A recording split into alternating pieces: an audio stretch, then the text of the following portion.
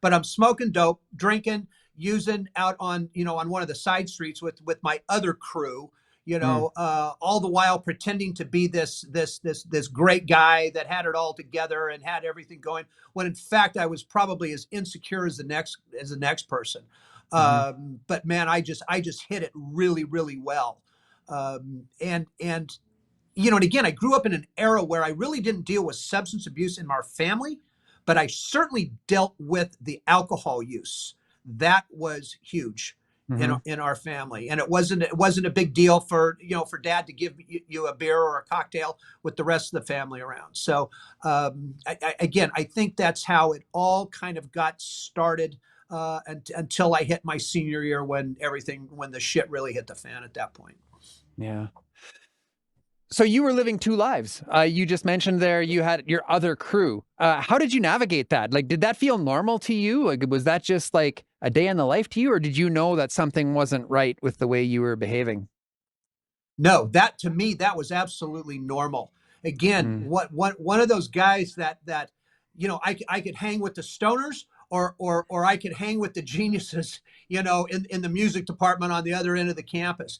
Mm-hmm. I was just one of those guys that knew how to do that. I knew how to play the game. I knew how to, um, um, I guess manipulate would be probably the best word for it. Um, but you brought up something that just really hit home, and Mm. that is that living two lives.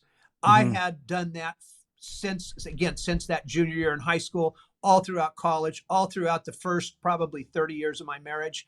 I was living two different lives, and and Mm. and basically running two different jobs, Mm-hmm. 365 days a year.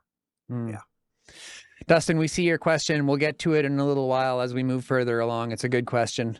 Um, Casey says, what did he say here? Casey Jordan says, Jack of all trades, master of none. Can you relate to that? I could relate to that big time, man. Yeah. Big time. You Yeah. know, and I never seem to be able to finish anything. You know what I'm saying? It was always, I remember I was actually a voice major, piano minor at Fresno State. When I first walked on campus, my dad was a professional singer. Um, and I remember walking onto the campus, and there was a professor there who actually sang with the New York Metropolitan Opera and knew my dad. And when I walked in, she looks at me and she goes, "Oh my God!" She goes, "You're Paul's son. You've got to be just fantastic."